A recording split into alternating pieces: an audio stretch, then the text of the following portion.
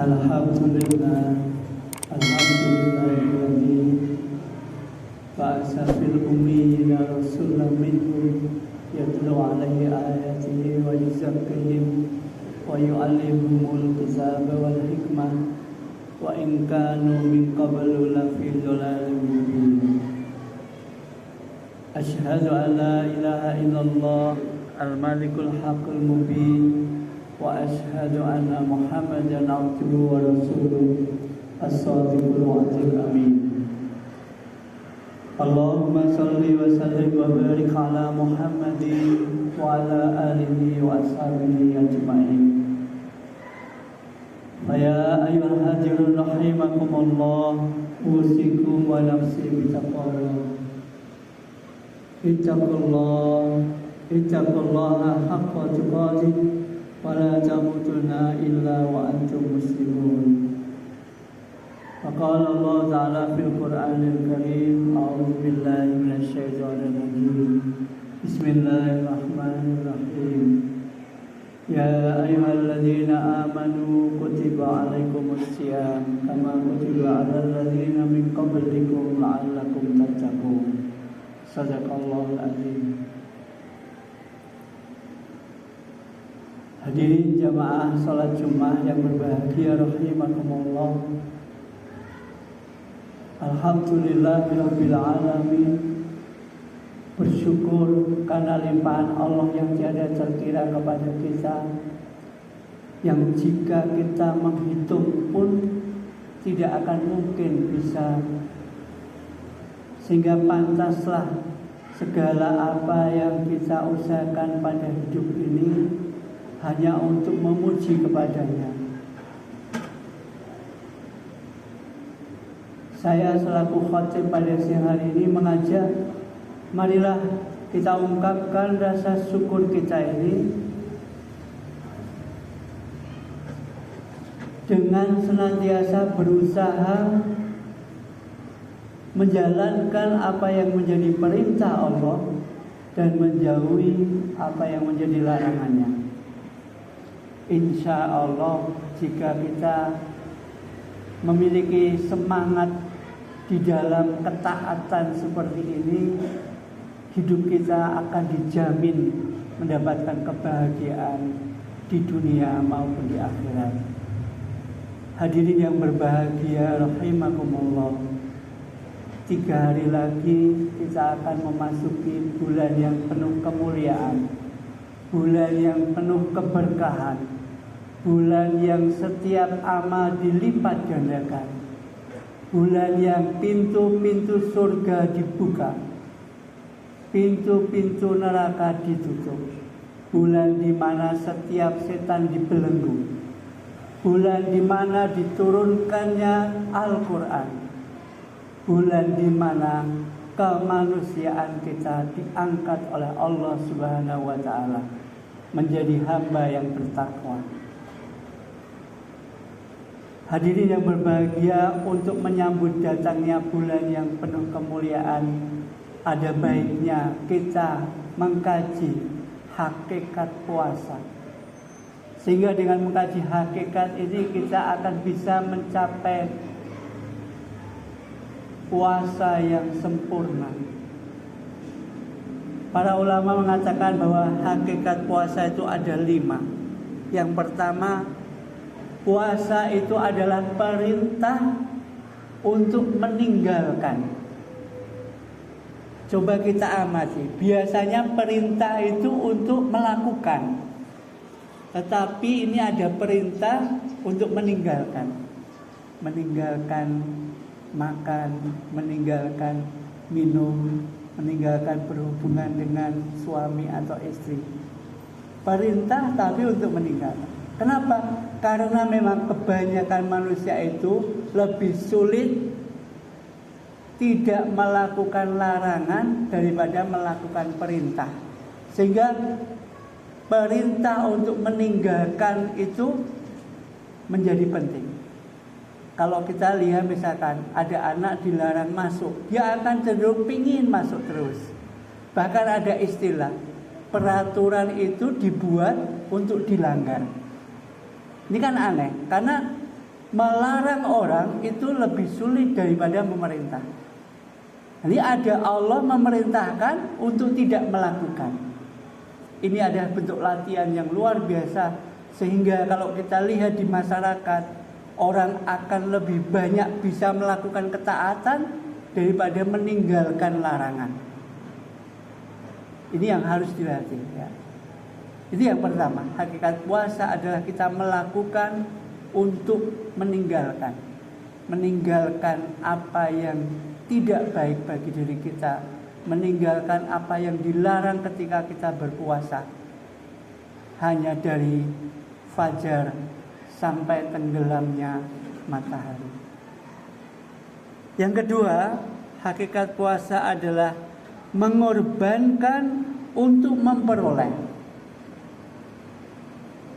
Hadirin, ketika kita berpuasa, hakikatnya kita mengorbankan keinginan kita.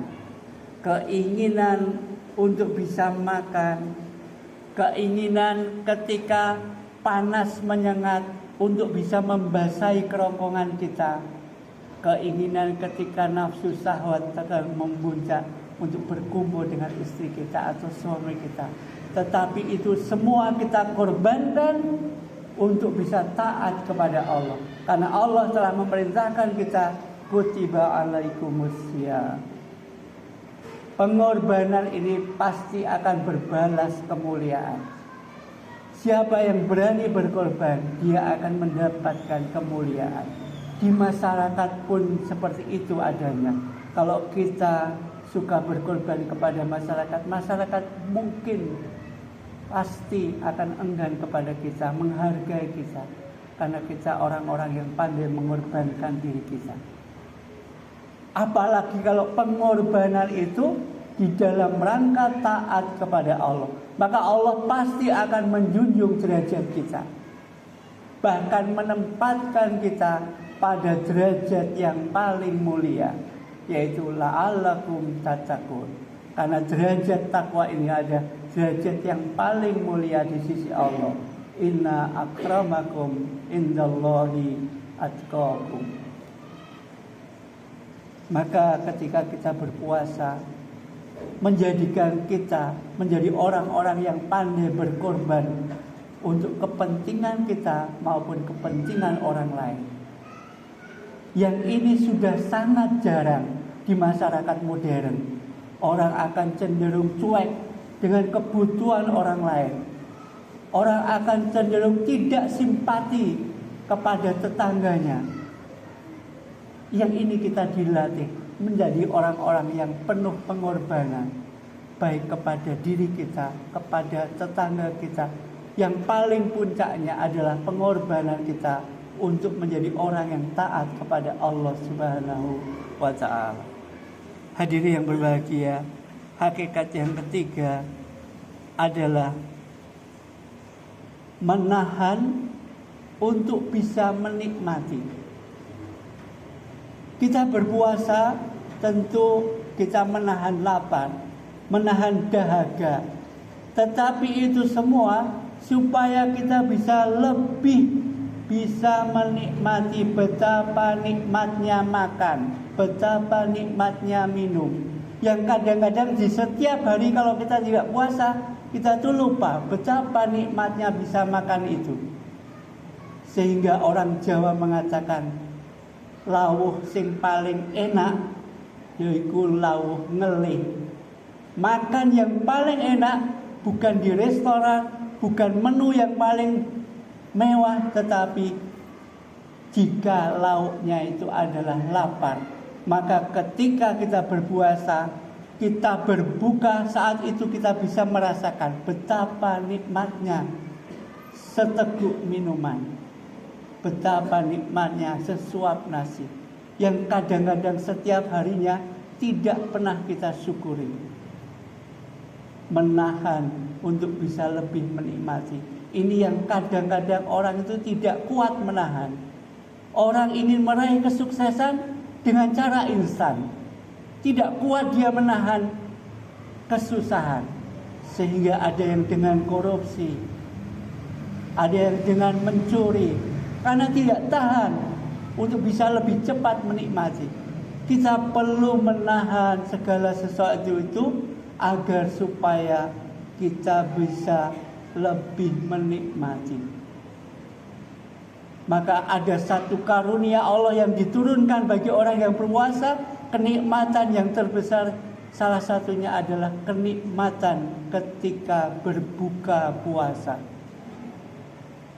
Hadirin yang berbahagia, dalam segala hal pun kita harus pandai menahan agar terasa semakin hebat kenikmatan yang Allah berikan kepada kita. Hakikat puasa yang keempat yaitu menyakiti untuk bisa menguatkan. Hadirin yang berbahagia, ketika kita berpuasa, kita mungkin terasa lemas karena hampir 14 jam. Untuk saat ini di Jogja kita berpuasa nanti. Dan suhu rata-rata di Jogja sekarang 31 sampai 34. Betapa kita merasakan panasnya. Nanti pun di saat puasa demikian. Seolah-olah kita menyakiti diri kita sendiri. Tidak makan, tidak minum, hampir 14 jam. Tetapi itu semua di dalam rangka menguatkan kita. Menguatkan batin kita. Menguatkan fisik kita. Bahkan keringat yang bercucuran tanda kalau semua racun dalam tubuh kita itu bisa dikeluarkan. Sehingga berpuasa itu pasti menyehatkan. Bukan hanya dijamin oleh para ahli kesehatan, bahkan Rasulullah mengatakan sumu tasihu, berpuasalah kamu, insya Allah kamu sehat. Maka puasa itu hakikatnya menyakitkan diri kita sendiri, tetapi untuk menguatkan kita, menguatkan batin kita karena kita bisa menahan, menguatkan fisik kita karena kita terlatih, dan semua hal-hal yang tidak baik yang ada di dalam tubuh ini insya Allah dikeluarkan ketika kita sedang berpuasa. Hadirin yang berbahagia, hakikat puasa yang kelima adalah kemanusiaan untuk menuju kehambaan. Kita ini sebagai manusia kadang-kadang lupa. Sebagaimana tadi saya sampaikan, kita lupa bersyukur betapa Allah memberi kita nikmat yang banyak. Sehingga kita tidak tahu siapa yang memberi nikmat itu. Seolah-olah apa saja yang kita dapatkan dalam hidup ini adalah jerih payah kita, adalah karena usaha kita. Tidakkah kita menyadari betapa lemahnya diri kita? Sekuat apapun kita, sehebat apapun kita, sebesar apapun kekuasaan kita, entah itu presiden, bahkan penguasa dunia pun, dia akan lemah seandainya pun dia tidak makan. Maka manusia itu yang merasa dirinya sangat kuat, sebenarnya dialah sangat lemah. Hanya dengan tidak makan saja bisa membuyarkan segalanya. Maka ini kadang-kadang jarang kita syukuri. Inilah kemanusiaan kita. Orang Jawa mengatakan menungso, menus ngongso. Seolah-olah apa yang ada di dunia ini ingin digapainya semua, tapi tidak tahu kemana dia harus berterima kasih.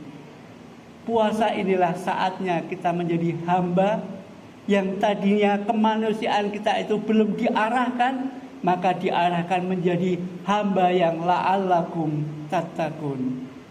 Hadirin yang berbahagia, kalau kita mengkaji hakikat puasa tadi, kemudian bisa kita praktekkan ketika nanti kita berpuasa, insya Allah betul-betul puasa ini akan bisa kita lalui sehingga kita mendapatkan kemenangan sebagaimana doa orang yang berpuasa kemudian dia mencapai kemenangan. Ja'alanallahu wa iyyakum minal aizin wal faizin. Pantaslah kita merayakan hari kemenangan. Tetapi jika puasa kita ini tidak kita perbaiki, tidak kita hayati, kemudian tidak kita implementasikan, kita praktekkan dalam hidup kita, boleh jadi puasa kita ini tidak akan mendapatkan apa-apa. Sebagaimana Rasulullah mengatakan, kam min so'imin laisa lahu min siyamin ilal ju' wal atos. Banyak sekali orang yang berpuasa, tetapi dari puasanya dia tidak mendapatkan apa-apa kecuali rasa lapar dan dahaga. Semoga kita terhindar dari yang demikian dan Allah mengangkat kita menjadi hamba yang la'allakum tattaqun. Barakallahu li wa lakum fil Qur'anil azim wa nafa'ani wa iyyakum bima fihi minal ayati wa zikril hakim wa taqabbala minni wa minkum tilawatahu fastaghfiruhu innahu huwal ghafurur rahim.